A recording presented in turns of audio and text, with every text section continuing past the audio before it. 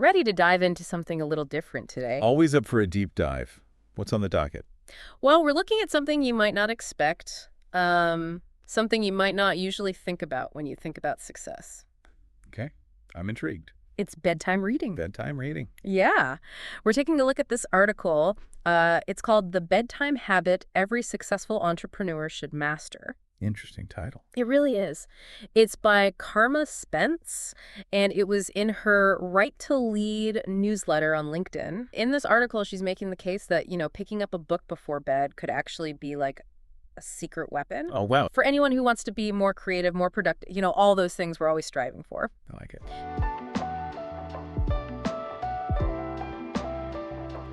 So in this deep dive, we're going to explore some of those science-backed benefits of bedtime reading.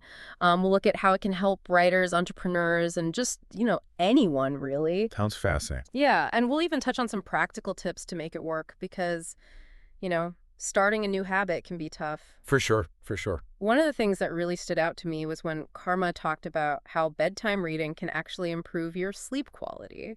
Really? Yeah, she mentioned some research that showed readers actually get 25 minutes more sleep per night on average than people who don't read before bed. Wow, 25 minutes. That's a lot. It is. And if you think about it, over a week, that's almost 3 hours of extra sleep. That's huge. But why?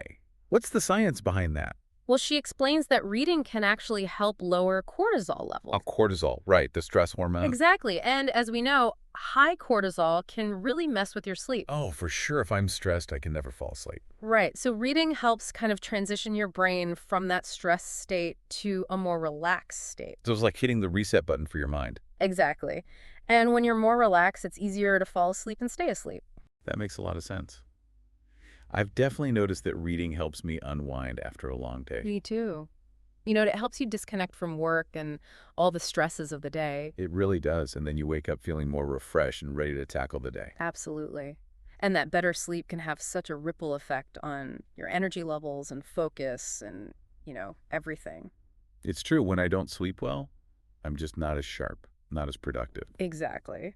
And speaking of productivity, Karma also talked about how bedtime reading can boost creativity. Oh, that's interesting. I'm curious to hear more about that. Well, she argues that when you expose yourself to new ideas, different vocabulary writing styles, you're essentially giving your brain a workout. So it's like exercise for your imagination. Exactly. And that can lead to new connections, breakthroughs. It's like your brain is working on problems in the background while you sleep. That's fascinating. So it's like planting seeds in your subconscious. Yeah, you're taking in all this information and your brain is making these connections even when you're not aware of it. And then you wake up with those moments, those fresh insights. Exactly. It's happened to me so many times. I'll be struggling with something, go to bed, and then bam, the solution just pops into my head the next morning. That's the power of the subconscious mind. It never stops working, even when we're sleeping. And reading before bed gives it all that fuel, all those ideas and information to work with. That's amazing. I never thought about it that way. And this is especially relevant for writers. Oh, absolutely. For writers, reading is essential. It's like cross-training for your craft. I love that analogy. So how do you see that playing out? Well, when you immerse yourself in the work of other writers, you're unconsciously absorbing their techniques. Yeah. They're pacing their use of language. Like osmosis for your writing skills. Exactly. Karma actually recommends pairing bedtime reading with a morning writing session. Oh, that makes sense. Yeah, it creates a powerful creative habit. Bookend your day with those activities. So you're filling your mind with all those raw materials before bed, and then when you sit down to write in the morning, you're ready to go. That's a great way to put it. And she doesn't stop there. She even suggests that bedtime reading can give entrepreneurs a competitive edge. Really? How so? She believes that by reading books in your industry, you can gain all sorts of valuable insights. Like what kind of insights? Well, things like audience expectations. You can identify gaps in the market, even figure out what makes certain books successful.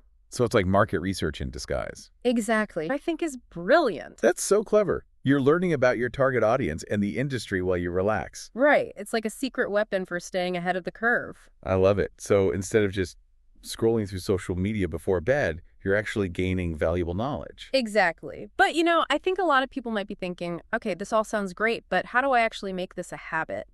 Starting any new routine can be tough. That's a valid point. Life is busy, It is. But luckily, Karma has some practical tips to make it work. Sounds good. So where do we start with these practical tips, for making bedtime reading a habit? Well, Karma actually lays out a whole quick start guide in the article. It's pretty cool. Quick start guide. I like it. Yeah, and she addresses some of the common objections that people might have, which I think is really helpful. Like what? What kind of objections? Well, like I don't have time or I fall asleep too quickly, those kinds of things. Oh, yeah, I've definitely heard those before. So it's great that she tackles those right off the bat. For sure. So what does she say is the most important thing for someone who's trying to make this a habit? Well, I think for her, it all starts with choosing the right book. Makes sense. You don't want to pick something that's going to keep you up all night. Exactly. She says it needs to be engaging enough to hold your interest, but not so stimulating that it keeps you awake. Right, like you probably don't want to be reading a thriller right before bed. Probably not. She suggests things like fiction biographies or books related to your field. Oh, yeah. Those are all good options. They can be Okay. enjoyable and you can learn something too. Exactly. What about you? What are some of your favorite bedtime reads? Let me think. Oh, I really enjoy historical fiction. Oh, me too. It's like you get to travel back in time. Yeah. And I also like to read memoirs and biographies of people I admire. Mm-hmm. It's inspiring to learn about their lives. I love that. It's like you're getting a glimpse into their world. Yeah, and you can pick up some wisdom along the way. And I think it's important to remember that you don't have to finish every book you start. Oh, definitely. If Yeah. I'm not enjoying a book, I just put it down and move on to something else. Yeah, no need to force it. Reading should be enjoyable, not a chore. Exactly. And sometimes it takes a little trial and error to find what you like. That's true. It's like dating. Huh. Yeah, you got to try out a few different options before you find the one. I love that analogy. So, speaking of trying new things, I want to go back to that idea of bedtime reading as market research. Oh, yeah, that was a fascinating point. I know. It's so relevant for entrepreneurs or anyone building a personal brand. Absolutely. It's like gaining a competitive edge while you relax. Karma's argument is that by reading the books your ideal customer is reading, you're essentially tapping into their mindset. So you're understanding their interests, their pain points, what they're looking for. Exactly. It's like gaining access to their inner monologue. Wow, that's powerful. It is. And that understanding can be so valuable for your business. Yeah, you can tailor your messaging, your products, your whole brand around what you learn. Exactly. It's almost like you're having a conversation with your ideal customer through the books they're reading. That's a great way to put it. You're getting a glimpse into their world. And that can help you build trust and connection with them. Absolutely. You can speak their language, address their needs. It all comes back to that idea that reading exposes you to new ideas and perspectives, Right. And that can help you develop empathy for your audience. which is crucial for anyone who wants to connect with people on a deeper level. Couldn't agree more. It's about broadening your horizons, challenging your assumptions. And ultimately becoming a better communicator, a better entrepreneur, a better person even. Well said. Reading really does have the power to transform us. It's like that saying, the more that you read, the more things you will know. The more that you learn, the more places you'll go. So true. Reading can take us anywhere, introduce us to new worlds, new ideas. And I think it's important to remember that it's not just about reading for information or for business. Oh, yeah. It's also about reading for pleasure, for escape, for inspiration. Exactly. When you enjoy what you're reading, you're more likely to stick with it. For sure. Right. And the more we read, the more we benefit from all those cognitive and creative boosts. It's a win-win. So how do we make sure we're getting the most out of our bedtime reading, both for enjoyment and for, those strategic benefits? Well, I think a big part of it is being intentional about the books we choose. Okay, I like that. So how would you go about being more intentional with your book choices? Well, if I'm looking for inspiration or business insights, I might choose books by thought leaders in my industry, Okay, that makes sense. or maybe memoirs of successful entrepreneurs, Yeah. people I admire. Yeah, you can learn so much from their experiences.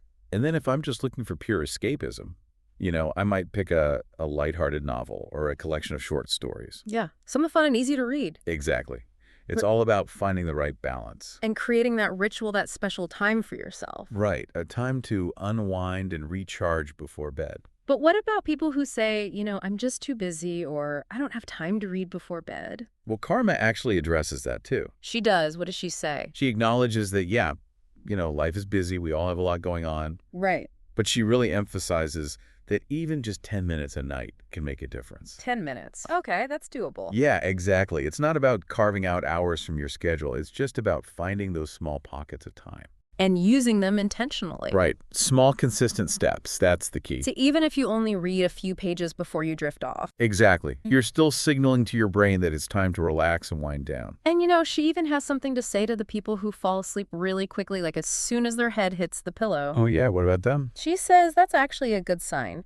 It means your body is craving rest, and those few minutes of reading can help ease you into that restful state. That's a good point. So you're not failing at bedtime reading if you fall asleep fast. Exactly. It's more about the ritual, the transition, creating that calming routine. I like that. It's about setting the mood for a good night's sleep. And for anyone who's feeling stuck, they don't know what to read. Yeah, that can be tough. So many choices. I know. Karma encourages people to just tap into their curiosity.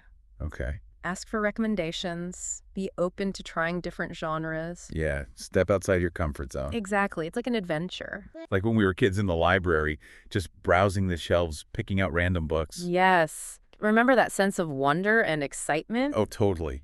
I miss that. We should try to recapture that feeling. I agree. That childlike curiosity can lead to so many amazing discoveries. And isn't that what reading is all about? Yeah. Expanding our minds, exploring new worlds. Exactly. And those experiences can spark our creativity, make us more innovative, and, ultimately lead to more success in all areas of our lives. Couldn't have said it better myself. Yeah. It's about so much more than just acquiring information. It's about personal growth. It's about nurturing our souls. It's about connecting with something bigger than ourselves. Beautifully said. Well, I have to say, Karma Spence has definitely given me a lot to think about, and I'm feeling pretty inspired to, make bedtime reading a more regular part of my routine. Me too. It's Yeah. such a simple habit, but it can have such a profound impact on our lives. It really can. It's like a superpower, a secret weapon for success. I love that. Yeah. So to all our listeners out there, we encourage you to give it a try. Even if it's just for a few minutes each night. Make it a ritual. Make it a gift to yourself. Choose a book that sparks your interest. Get cozy and let those words transport you. Sweet dreams and happy reading, everyone. See you next time for another deep dive.